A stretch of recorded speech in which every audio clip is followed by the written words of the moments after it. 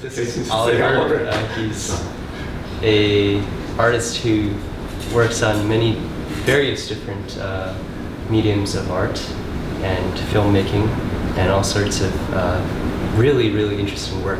I think that Ken really covered a lot of issues, and what I'm going to be doing is I'm going to quickly introduce Peter. Peter is in the trenches, if you will, on all of these issues, and he's really quite a remarkable artist, in my opinion, because he has both the technical sense of the complexities that are involved with technical art, but he also has an extremely, what we could say, a sense of nature, a sense of a philosophical grounding, in my opinion, with the natural world. So he uses the natural world in a very imaginative way in a very highly technological art. His subject has been in the hearing of the unheard, and his work reverberates as a close listening to the machinery of machinery and the nature of nature. He has an AKA, and that's the absolute value of noise. He's a contemporary sound and installation artist from Vancouver, and very much situated within the Vancouver tradition, I would say, from the Western Front and from the sound artists and from community organizations as well, because he's been involved with, very much involved with community organizations. He builds custom-made software and hacks, and also works in artificial intelligence. He took the leading role in a piece I conceived maybe a decade ago that uses a random event generator, or REG. The REG is a device that produces random signals that are created at the level of electrons and atoms. It is helpful to think of a REG as an electronic coin flipper. Okay, so it was a study about randomness and the randomness relationship to the natural world and the world itself. We used it as a means to possibly register mental influences of an audience, which then controlled a video editing software package. So what we do, there was this device in the gallery, and people would just say, and it's basically a little mechanical electronic device that would be spewing out numbers, random numbers on a constant basis. And through that, we had a system that would register anomalies within that randomness to trigger this editing structure. So it's based on a number of studies that have been done throughout in science about the relationship between consciousness and randomness, and trying to pick up consciousness within the air. So it was a very experimental piece. He's done numerous projects for Art's Birthday, which is an annual worldwide celebration and network event. And that was on January 17th. It's a very important event. In 2007, he founded Second Sight Collective, a group of artists creating electronic art for outdoor spaces. The collective is particularly interested in green spaces, parks, gardens, areas of urban architecture, beaches, and urban wilderness.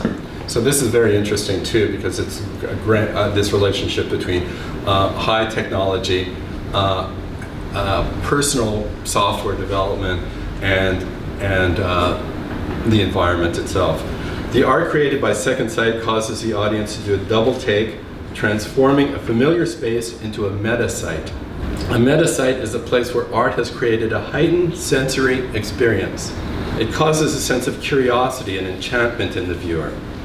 A meta-site is a place where one hears a set of sounds behind the expected sounds, where familiar sights are remapped and reinscribed with artistic inventions.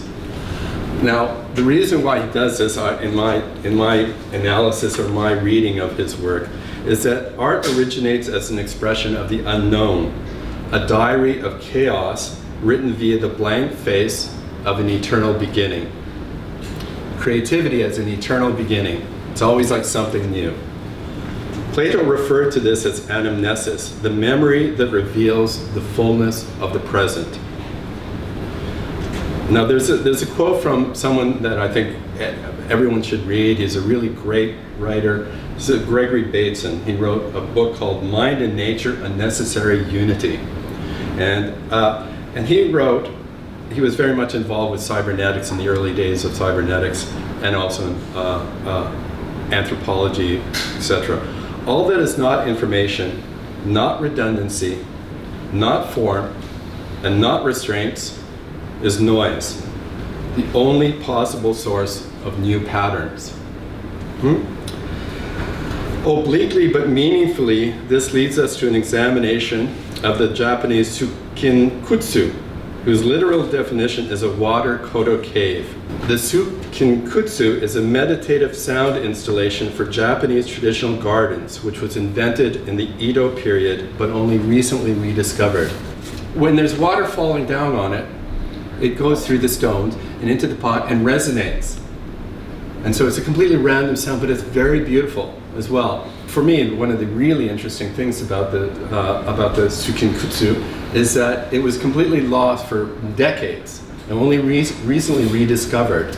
Traditionally, they're found near hand wash basins used for the Japanese tea ceremony. This goes back to this idea of Zen consciousness, subjectivity, the relationship between subjectivity and awareness and art. It's also a chance operation. It's also a generative system. The artist is the system, the structure, but it's also interactive. We can interpret the sound as noise, and as noise as the undeciphered and undecipherable substrate upon which the emergent properties of evolution are dependent upon.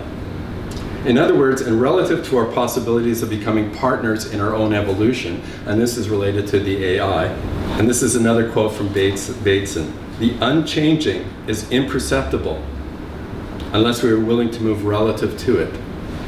This is listening to the intelligence of nature as a means to contemplate the source of our own intelligence. This is also the means by which artificial intelligence can be both gained and expressed, cogent to the subjectivity of awareness, of consciousness. And this kind of answers this question as to, in my thought, at least it throws it out to you as to what is art, because this is art, but who's the artist?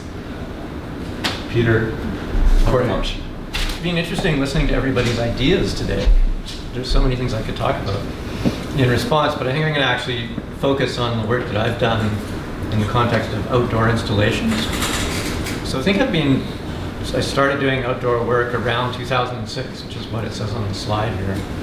And I started by making a group of robots, and we were doing a robotics workshop, and I got interested in making these little network robots, so you could have multiple robots that would talk to each other through wireless communication, which at that time was a little bit tricky. So I made these insect things that kind of flail about. They only have 2 legs, just spin around. And they're programmed to do dances. And then what will happen is one of the robots will talk to the others and say, hey, I want to do this particular kind of dance. Do you want to join in? And the other robots might say, yes, we'll join in. And then all the robots do a similar thing. Or they might say, nah, we're going to go off and do our own thing. And that's kind of the basis of like a little kind of artificial intelligence algorithm, is to say, okay, we want to engage in group behavior, or maybe we don't. And so they do all these different things. And my favorite place to turn these things on is in an outdoor space where they can kind of crawl around and feel a bit more like insects because they're out in the world. This particular one is wandering around at a block party. This is like a more glossy close-up of the thing in a gallery, and you can see these 2 spring things coming out the front. So these are feelers that allow the thing to figure out if it's running into something. And it kind of emulates a certain type of imaginary insect behavior. I don't really think that insects actually, they don't like fly around and have their feelers crash into a wall and go, oh, I better do something. They're much more sensitive to the environment. So these kind of robotic things are much more simplistic than that. And so that kind of makes me think about, so what actually is intelligence, and how sophisticated does a device have to be to have a characteristic that we interpret as intelligence? If you see these robots in a gallery, they actually feel really alive and very biological, and like they're doing something, they're thinking about something. And so even something that's not, super sophisticated actually has a real sense of being alive and right context. I'm working on a piece that I've called Solar Radio. Just maybe not the most exciting title, but I'll probably stick with it. And what it is, it's most of my outdoor pieces use really, really basic computer type circuits, like little tiny chips that can only do very, very simple things. And I want to make a piece that could work with sound at a much more sophisticated level. So I've started working with these little computers that are about the size of a credit card called Raspberry Pis. And I was trying to figure out a way to make a Raspberry Pi work off of solar cells directly without any other source of power. And to use as small solar cells as I can use. Because the thing about solar cells is they're not very beautiful to look at quite often. They're kind of like these big dead spaces.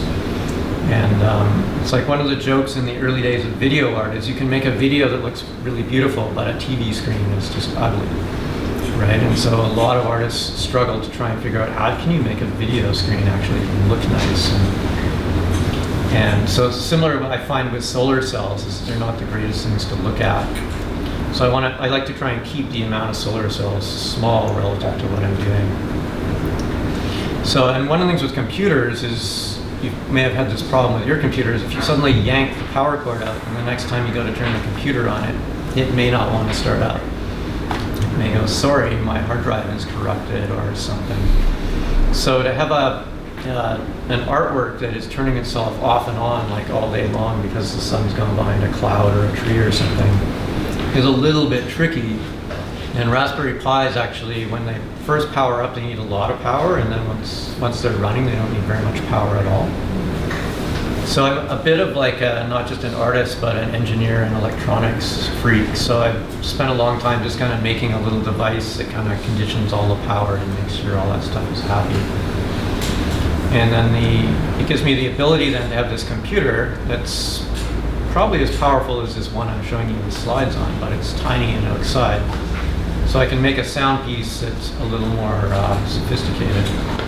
And what I'm working with is the idea that this thing could be a sculpture that can be in the world after, perhaps when there are no more people on the planet. And can still be making sounds. And what it does is it tries to recreate the sounds of biological life using an analog synthesizer system. So it tries to make like little bird sounds and insect sounds and frog sounds and makes wind and ocean sounds. And this is kind of, so maybe 10,000 years in the future, the world has changed, but something that a human kind of put together could be hanging around, doing something weird. And in some ways that's the poetic aspiration of artificial intelligence when you take it beyond just being an industrial tool, is that maybe we'll create something that outlasts us and that can just be doing some strange thing in the future. Like one of the things about artificial intelligence that has kind of guided its development for a really long time is the idea that you can model the human brain as a computational device. And more recently, scientists are thinking that the human brain just isn't a computational device. That the more we learn about human behavior and how the brain works, and let's say the more we examine issues of mental health and why the brain goes off in weird directions sometimes, the more we realize that the human brain actually isn't anything like a computer. It isn't anything like a computational device. And even our notions of neural networks within a computational space don't really model the human brain very well at all. So, and that's kind of a line of thinking that is just kind of coming into play at a kind of research level. So it's going to be another, 30, 40 years before that kind of plays out. But that doesn't invalidate like the usefulness or even the poetics of trying to emulate and get computational devices to like think about things or to build really interesting feedback systems, right? Well, one thing that's interesting in the new work that I'm doing, and I wrote all this synthesizer software and I was playing with all these different noise algorithms, which are basically a noise algorithm is dealing with a lot of random data. And there's noise algorithms that are really irritating and noise algorithms that are really pleasing to the human brain. And there's a talk I was listening to by a game developer who does both board games and computer games. He was talking about this notion that if you're using randomness in a game and you use an unpleasing algorithm, nobody will play your game. If you use a pleasing algorithm, people will get addicted to your game. And so there's, like, most common algorithms are white noise, which is super irritating. It's just completely random. And then there's what's called brown noise, which is based on kind of a random walk algorithm, which is often described as someone drinks too much in a bar, and they walk out the door of the bar and they start stumbling around in the street. So if you stumble 6 steps this way, you can't be 6 steps over that way very quickly. It takes you a while to get back. And so brown noises tend, if you're tuning on the radio, I don't know how many people actually tune on radio dials, and probably not too many. But on AM radio, you would hear this hiss between stations, and the hiss is the most pleasant to listen to, is the one that's like brown noise. And so a lot of synthesizers will use brown noise. Interesting. And then there's a thing called pink noise. And pink noise is kind of, it gives you white noise most of the time, but then sometimes it'll do things that are completely unexpected. Right? And so that's the kind of algorithm that people intend to like in games. So if you're not hearing it, it's a pleasing noise. If you're hearing it, pink noise is really annoying. But what it is you can have this random stuff going on in your game, and then once in a while the game will go, oh, you drew a joker. This is fun, right? And then you go back to drawing normal cards, and then you got a 2. Oh, that's bad, but it's still fun because it's unexpected. So it's like if you're playing poker, most of the time you can play the odds, but once in a while the deck will fool you, right? Unless you're a really good card player. And so it's this notion that there are types of noise that the brain really likes to sink into, and a lot of that can be used in generative systems as well.